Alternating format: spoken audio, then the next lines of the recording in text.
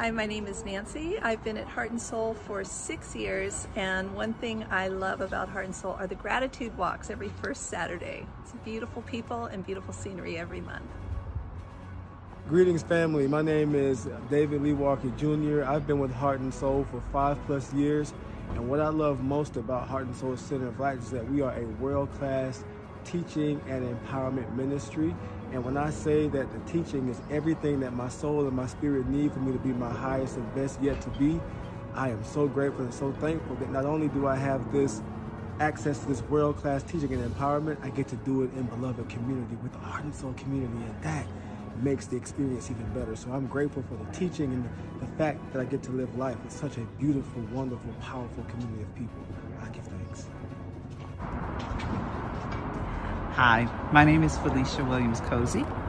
And I am Tyrone Cozy.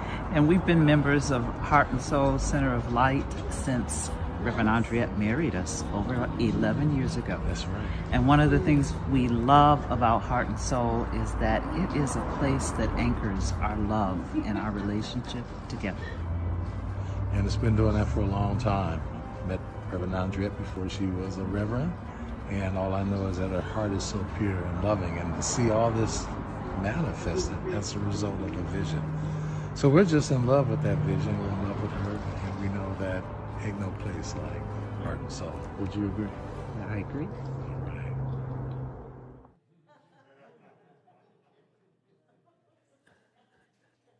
And I agree as well. And so I want to get in on this a little bit because those are good. So I'm Reverend Andriette Earl, and I am the founding and senior minister. And I have been, wait a minute, I'm trying to get my good in here.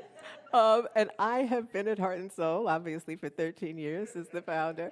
And what I love about Heart and Soul is my opportunity to expand my life, to deepen my practice, to know something more, including in this moment now.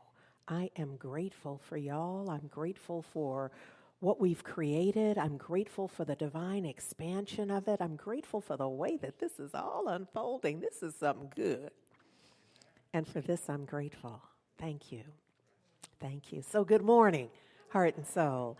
We continue to celebrate our 13th anniversary. I don't even have to explain why, do I? We just, because we can, because we are. Because we can, we are choosing to continue to celebrate it. And just so you know, there may be a moment during the spring where we'll pop back into anniversary celebration, just because we in charge and we can do that if we want. But for right now, we're in the midst of absolutely celebrating 13 years. And this is an interesting kind of thing that occurs to me, that when you think about life at 13 years, when I was 13, I knew way more than I know now. Way more. I dang near knew everything. And wanted an opportunity to share that wisdom. Because grown folks back then didn't know as much as I knew then. Or so it seemed, yes? So 13 is an interesting kind of energy, isn't it? And that's where we are. So I'm kind of like seat belted in and strapped down because I know this is about to be an interesting ride in terms of how we see ourselves and what we think we know and how we want to tell folks and share about that. All of that is a part of who we are at this particular stage, at this particular time. Dr. Will Coleman last week shared with us that using numerology, that the number 1 is about focused attention. So the 13 includes the focus of 1, which is focused attention, and 3, which is imagination. Now, when we put that together, we can see how 13-year-olds act the way they do because they are focused, they have focused their attention on them, and then they are imagining in alignment with that focus. Does that make sense? And so what we're doing and what I'm going to invite you to do today as this message appears to us, is presented to us, unfolds for us, is I'm going to invite you to see, to sense whether it is most appropriate, or maybe it's both, to focus your attention on a particular aspect, a particular element, a particular component of today's message, or to unleash your imagination. Now, it could be a both and. I don't know. I'm not all up in your business right now. I'm simply inviting you to engage today. I'm a little, sometimes I come before you with my talk all prepped, but something else wants to be said using my voice and me to engage it. And so right now, what I'm moved to share with you is that as a youngster, I was always in awe, a bit mesmerized by optometrists, because I could not figure out how they could tell what I was seeing, because I had figured out that we weren't all seeing the same thing. And I couldn't figure out how it is that they could discern what I could see. And same things for audiologists. How can they definitively discern what I can hear? And I have since determined that they can't. Try having an optometry appointment when you are exhausted. Well, maybe not for young folks. Let me young folks just get a drink of water right now. I'm talking to the elders. As an elder, go to your eye appointment. No, do not do this. But if you do go fatigued, there's no way to keep up with that. And so one can end up, ask me how I know, with a prescription that has nothing to do with your eyes. So that confirmed to me much later. As a youngster, I used to always wonder, how do people think they know what other people know, or what they see, or what they can hear, and all of that? And so now the way it comes to me to share with you is this notion that it is done unto us as we believe. Nobody can get there until you're believing. Some of us try to make the decision before you believe it. And you have decided that it won't be that way, whether you believe it or not, but it is absolutely associated with whether you believe it. So until you believe it, it ain't no thing. Your belief is what is the engine, so to speak. It's the mechanism. It's how it works. Absent your belief, you will have no proof ever. So if you're waiting for the thing and then you're going to start believing, let me just tell you, you've got a wait coming. Because it's not happening until you engage your belief system, until your will, which means engaging your belief system in the way I'm speaking of means letting go of what you used to believe. Oh, shoot. Gotta let go of that.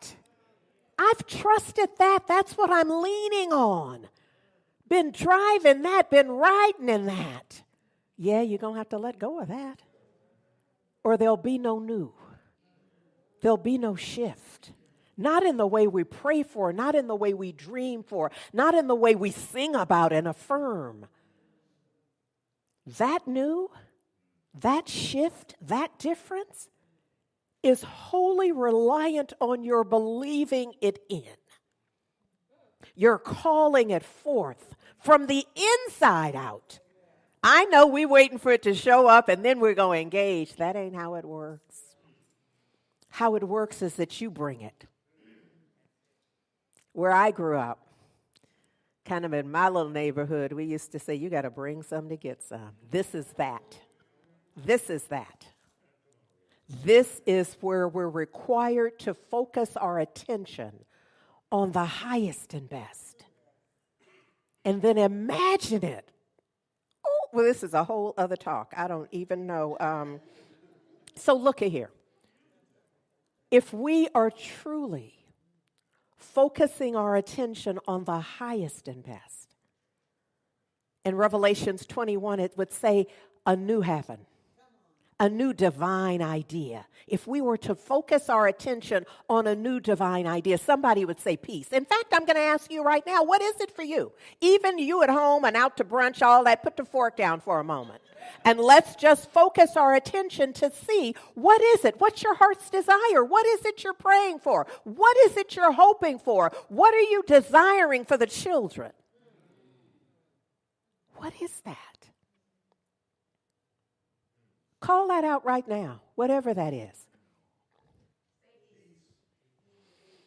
Ashe, Ashe, Ashe, Ashe, Ashe, Ashe, Ashe, Ashe, Ashe, Ashe, Ashe, Ashe, Ashe,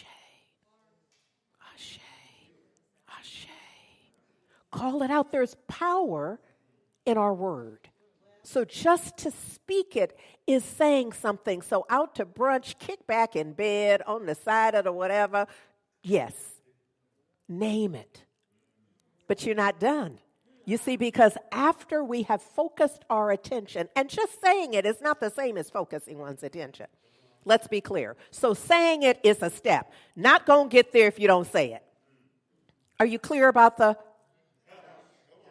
Okay. So first to say it, to stand in it, have the courage to speak it. Because sometimes we sense that we're not even able to just say it. Because maybe we've had a diagnosis, a prognosis, so we can hardly utter the words health and well-being, healing. But we must have the courage. We must show up willing to just speak it, to just stand on the very precipice of the diagnosis and the prognosis and say it aloud. Health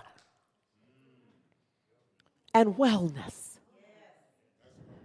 And maybe it's about money. Maybe it's about finances. Maybe it's about debt. Maybe it's about whatever that is, to stand in it and say prosperity, which translated is an abundance of all things good. That would include health and well-being in truth.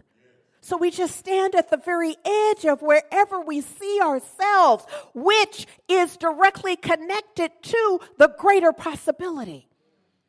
So we stand right there doing our best to be in the gap, or get thee a practitioner to stand in the gap for you, saying, this is as far as I can go with this. I can say it, but what did the man say? I believe. Lord, help thou my unbelief. I can believe some of this. This is how I can say it. But help that part that doubts. Help that part of me that is afraid to even say it, because nobody in my family has been debt-free ever. And so I don't know really how to believe it, but I'm willing to, I can at least stand there. But I'm going to need somebody to say it louder, somebody to say it clearer, somebody to say it from a grounded, anchored place that can support me in moving from where I've been to where I intend to be. I see a new heaven. And a new earth is but the manifestation of the divine idea.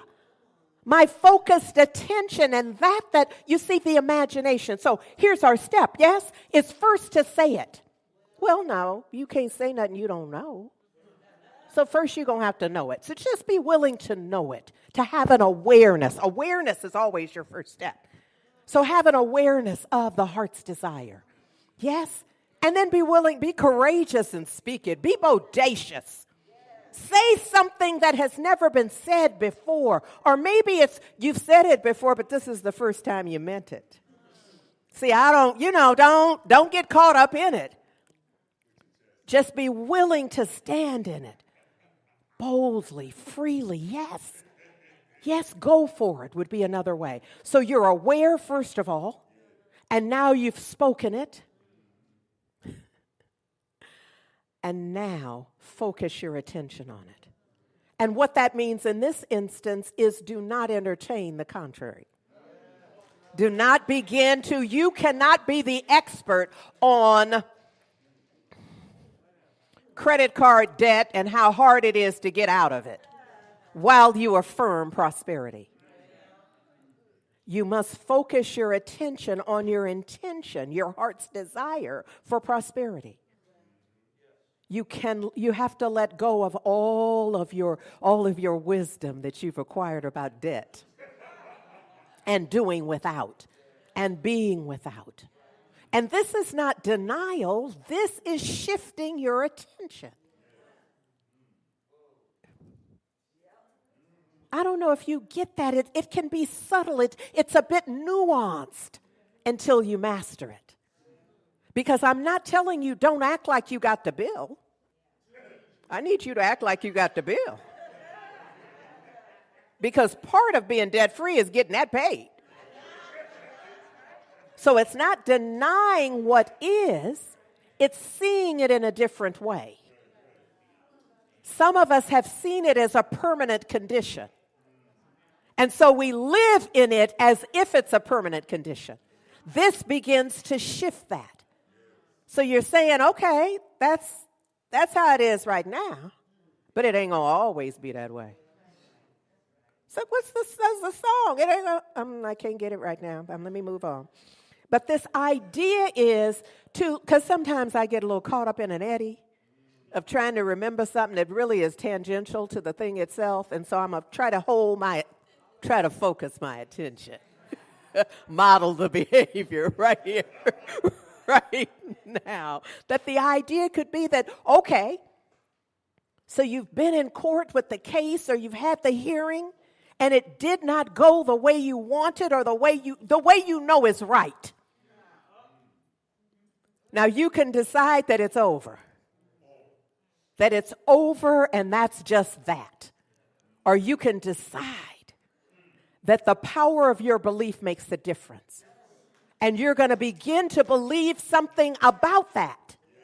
You're going to begin to know something very specifically about that. What are you going to know? Well, the highest and best. Because your situation does not cancel out the highest and best. It's not even a testimony to the absence of that. What it is an ask for your attention on something more. Now, you're at choice. I'm not telling you what to do, even though I probably sound like it. I'm just realizing I'm a little impassioned here. But I simply want to go on record and say you are absolutely at choice. It's up to you what you believe. But watch yourself now.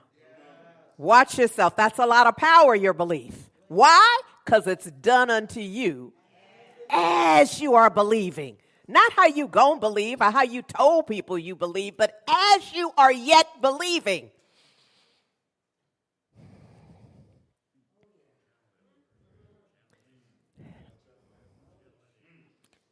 You know, I've said to y'all before,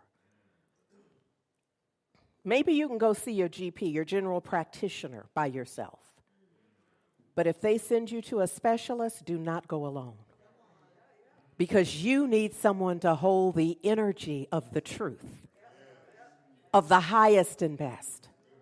And let me just say that it can be hard. The more specialized the medical professional, the more difficult it can be for the patient to hold the truth, because they're going to begin to give you the specifics and the odds. The GP is not really in the odds business. But when you start talking to surgeons and specialists, have somebody with you so you can just pray. So you can just know, have your little affirmation. This is what you're reading, no matter what they say. I am whole, I am perfect, my health is whole, perfect, and complete. Whatever your affirmation is, that's your focus. The person you took takes notes. They get the data. You don't, you may need some of the data later, but you don't need all that right now. Because one, they have on a white coat probably.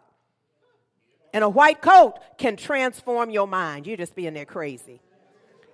Listening to, accepting, whatever. Is this making sense?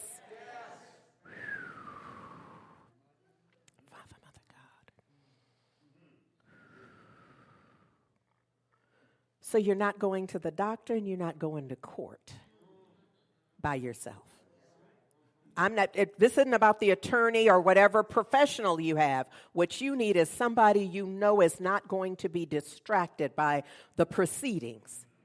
And they will know what their job, and they are to support you in getting the information. But your job is to stay centered. Why? Because it's done unto you as you believe. You cannot afford to believe what the surgeon believes, because you can't wait to find out what they believe. Pardon me. You cannot afford to wait to see what does the surgeon believe and decide whether you're going to believe what they believe about your situation and circumstance. You must decide before you get there and be willing to not shift. This must be for somebody, because there ain't a note about this at all. Look, this idea, this intention, this calling on our lives to focus our attention, to first of all be aware of the power that each of us has, that is resonant in the divine, the living one, the strong one, God by any name or nature. All power. And there's an aspect of that that is true for each and every one of us, but only if we believe it. If you don't believe, you're excused. You're excused from the life you desire because you're believing in something else. Is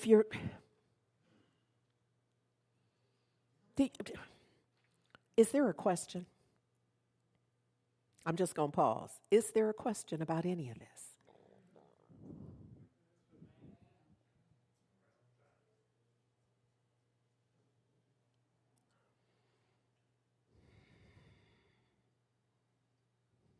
Do I dare ask if there's a question in the chat? I'm out here on a limb anyhow.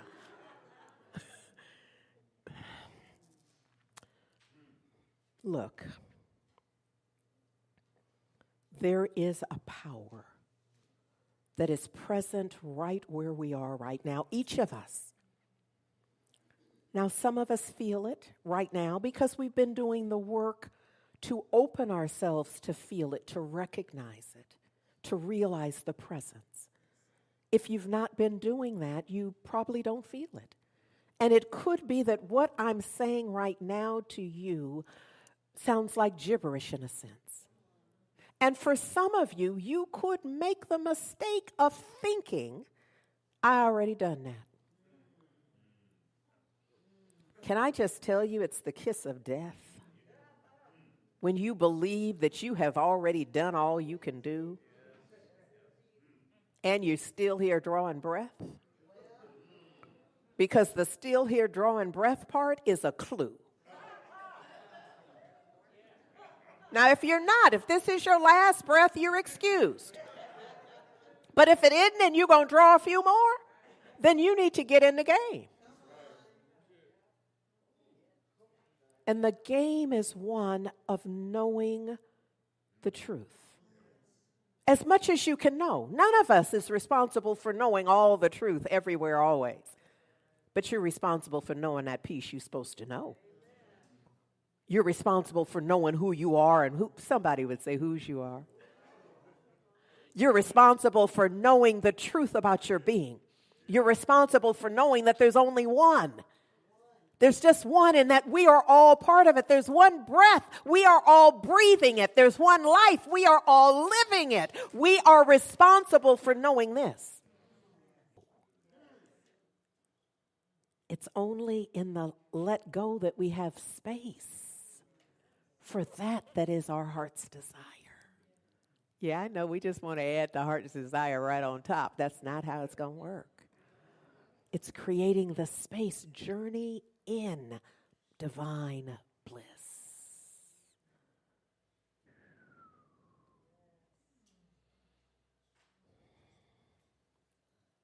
There's a part of me. Am I the only one high?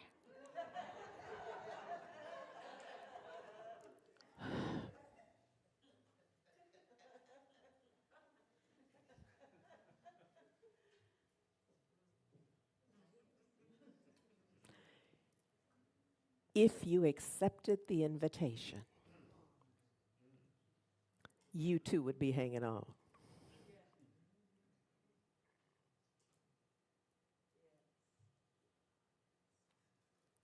Revelations 21:5. I make all things new.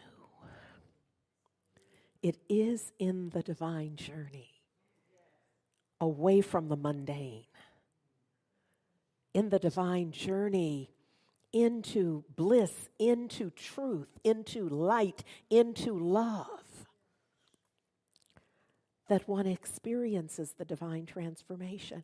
I know I literally overstand that we don't really want to leave where we are. We're willing to leave it. We're almost like, a kid where you're wanting to take something from them, that where you literally have to hand them the other thing before they'll let go. But all of us are too old for that. We know to let go in order to receive.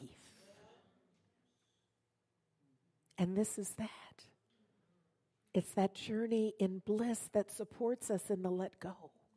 Can you feel the vibration of that? Can y'all put that in the chat so I can see that? Can you feel it just on the Zoom or the Facebook or the YouTube or the whatever you are?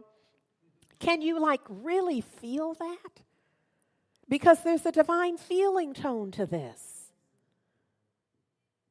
And that when you do, that's a different vibration.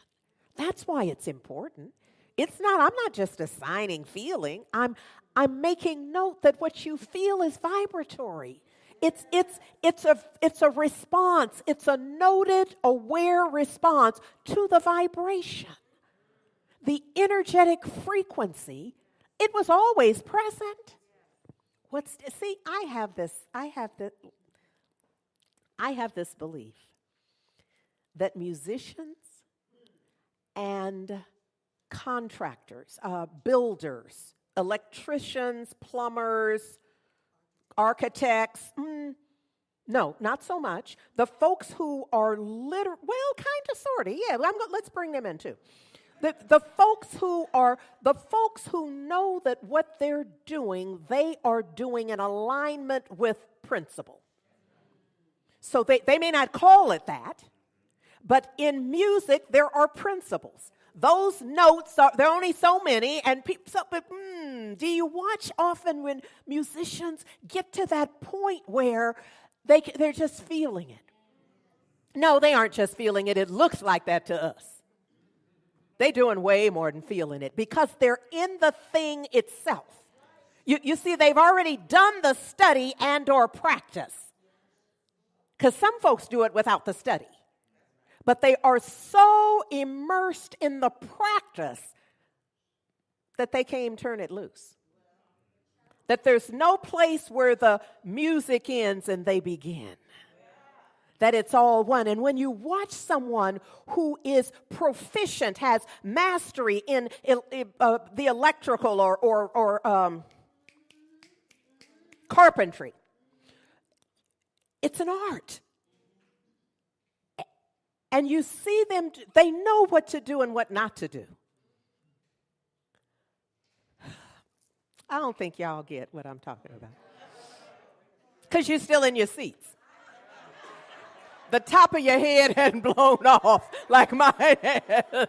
I don't think you get what I'm talking about just because we still in the room. The roof is still out here. Because it's not me. I don't have anything to tell you personally. But I'm willing to invest my voice, my time, my attention in delivering an idea here.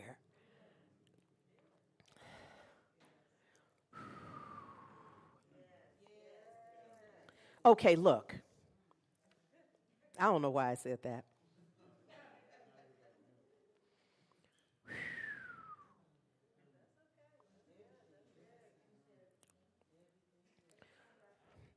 So, what I thought was going to happen for next year, there's no point. What I thought was going to happen into next year, and I was believing, like sometimes I like to dream that my life is kind of linear, my work is linear in a way that I will lay it out and then I'll just do that. And, naive and silly. So I was imagining that for next year, and maybe in December we would begin kind of laying a little track for this, but I'm clear that for 2023 for us is that it's got to be a focus on what must I do in me in order to shift the world, my world, first from the inside out, my personal world, and my personal sense of the universe. Because what I'm clear about, and y'all know this already, that we all have way more power than we're using. And not just using, we got way more power than we acting like we got. We're not even claiming it, let alone using it. We're not even acknowledging the power we have as divine beings. And we are divine beings. We are spiritual beings having a human experience. But that's not like an excuse. That doesn't give us a pass. You know what I mean? So we're having a human experience, but we're to have this human experience in a spiritual way. From a spiritual consciousness, from an awareness that we are not bound by being in human form. I don't know, see. It's all true, but I think sometimes we're living the human experience like it's a box out of which we cannot climb. Like the human experience is what I'm supposed to be doing.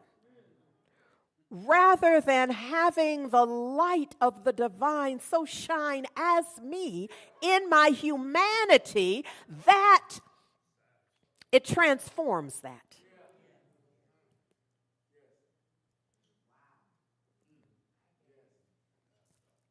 There's a calling on our lives. Always has been, is now, always will be for as long as you have the life which is eternal.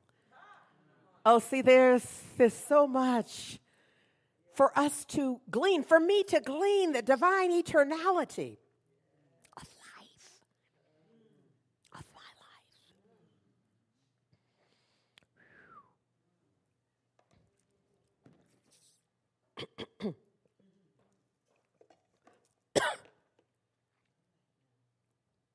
That if we truly believed the truth of our being, our whole, our perfect, our complete nature, if we truly believe that, our world would be different.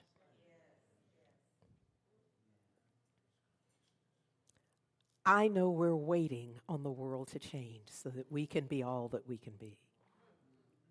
The world is waiting for us to be all that we can be so it can change.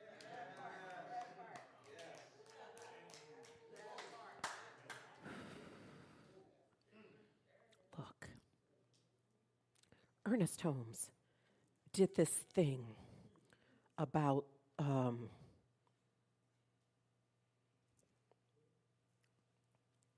that he says that there are three things that are essential about love and gratitude. He says, first of all, the first thing is our duty toward ourselves. Now, can I just say generationally, this is going to be hard for some people. Because some of us were raised that it ain't about us. Now, it's going to get to be about you later when the finger shaking starts. But right now, it's not about you. It's about a more magnanimous sense of your service in the world. Those two things are the same, though. My parents didn't teach that. They were busy focused on the selflessness. And so I had to come to, and I'm still coming to, a sense of myself to own and honor that as valid and real, and that it's okay for me to bask in that I am.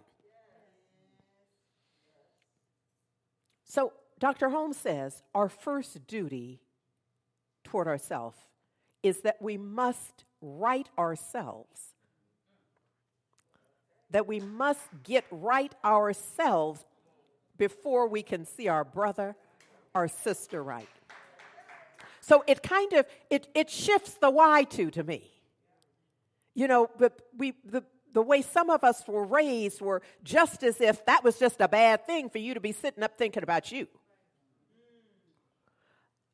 But now there's a bit of a shift to it. There's a bit of an expanded, an opportunity for an expanded understanding of it. That you must do that so that you can have a place prepared in you for your brothers and sisters. For humanity. Does that make sense? Okay, so the first step is for you to get busy with you. Clean up your house. House meaning consciousness. You know, scripturally, when house is mentioned, it means consciousness. So it's clean up your house. Clean up your consciousness, your awareness. Yes? Then he says, it's about our duty towards others is the number 2. That when we have gotten right with ourselves and have come to see our brother right, that's that number 2. So now you're right with you and you're seeing others right. There's a part of me say, why go on to number 3? Those 2 going to keep us busy. I don't have to reveal number 3 till a year after next. But he does.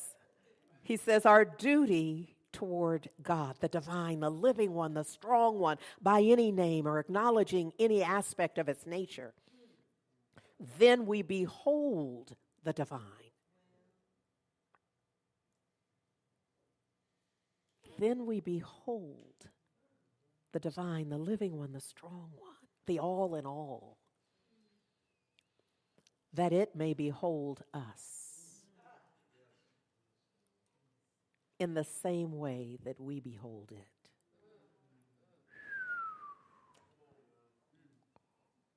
What you say, Reverend? Did you just say it's going to behold me like I behold it?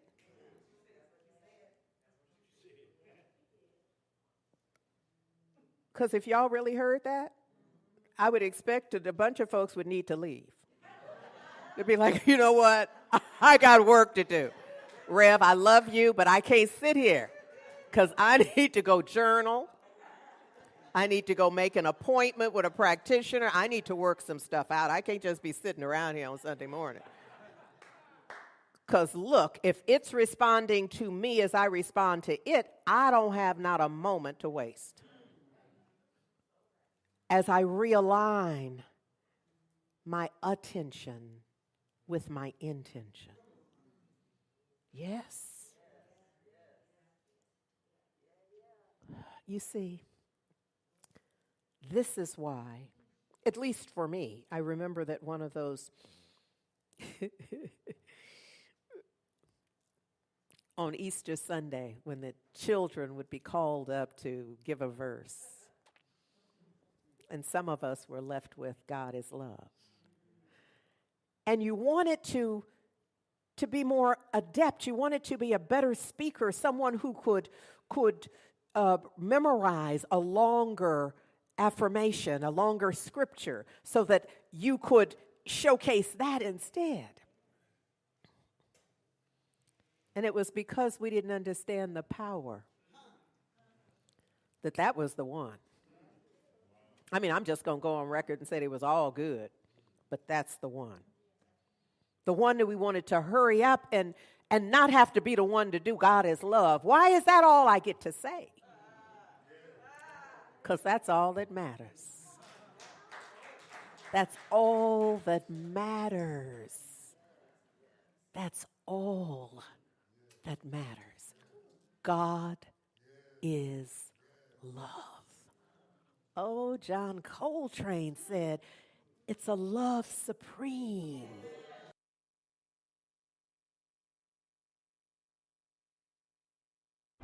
My name is Sheila Smith. I am the co-lead for Prayer and Care here at Heart and Soul Center of Light, and I am proud to say that I have been here for 13 years.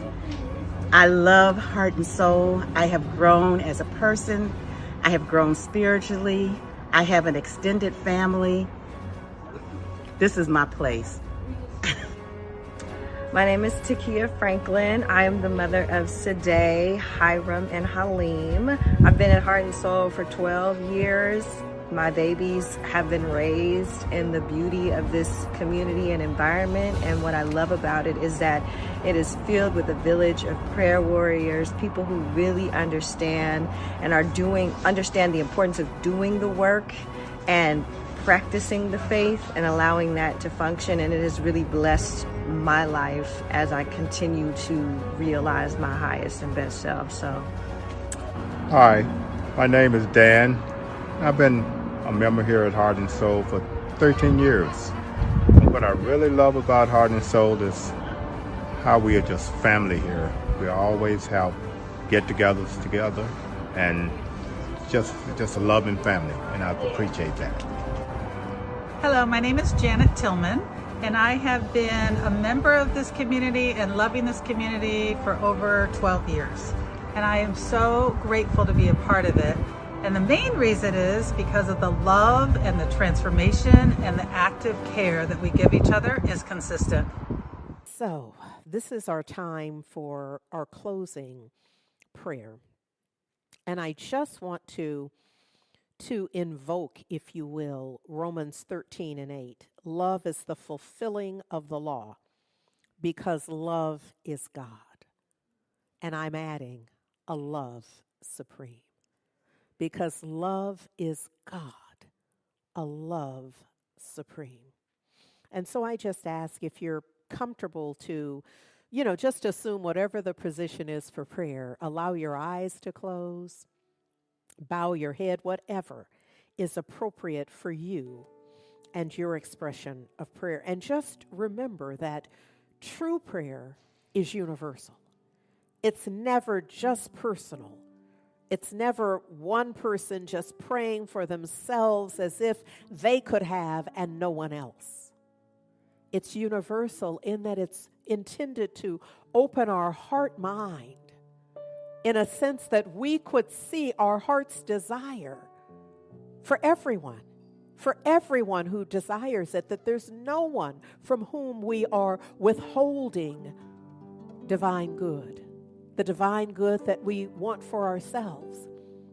And so it is in this attitude of love and gratitude that we bring this attitude to prayer.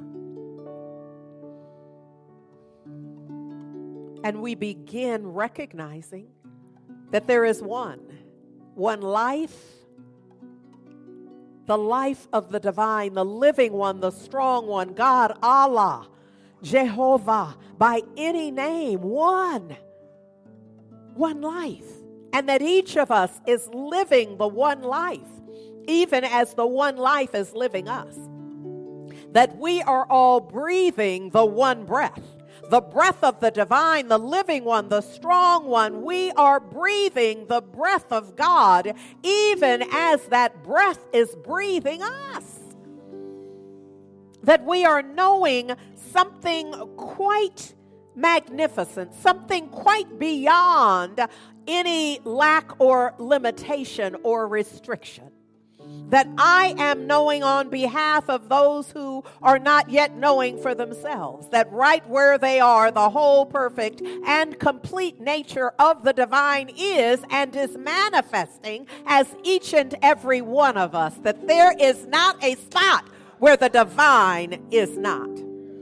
That right where we are, it is. God is the living one, the strong one. Jehovah is. Oh, and I know that all is well in that energetic field. And that field of awareness. And that field of I amness. For anyone and everyone who is willing to know and claim, realize and be. Without doubt, without fear, without question, to stand boldly in the awareness that God is, the living one is, and I am. That God is and I am and all is well, because it must be. Not just how I perceive it. All is well. That there is a divine healing, which I'm recognizing as systems coming into alignment. So this is not a miracle or a mystery. It is setting right that is out of order. My thinking that I'm not is out of order. So this prayer, if it's anything, is setting right the order of life. It's setting right the energetic field that is health and well-being, that is prosperity and abundance of all things good. This is the shift and change required to have me, us, all of us stand in righteousness, in divine awareness of our whole, perfect, and complete nature. Oh, I just give thanks. I give thanks because once I realize, and I am now standing in divine realization, I can only be grateful. I can only be grateful for the divine order in my life that I know is present in the universe. That all things are working together for the highest and best good. Oh, and for this I'm grateful. Father, Mother, God, I'm grateful for the order in the universe manifest in my life, in all life.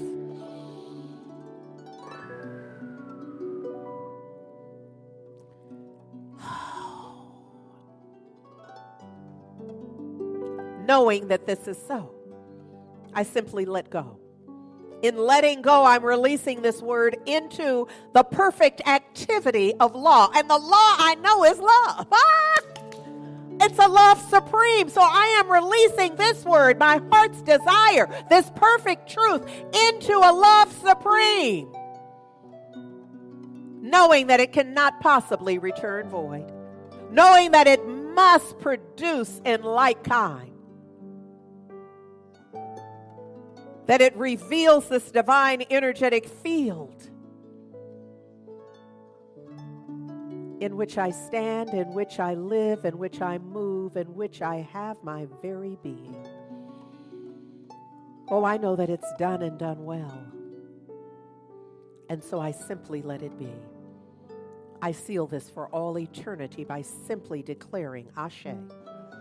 Amen. And so it is.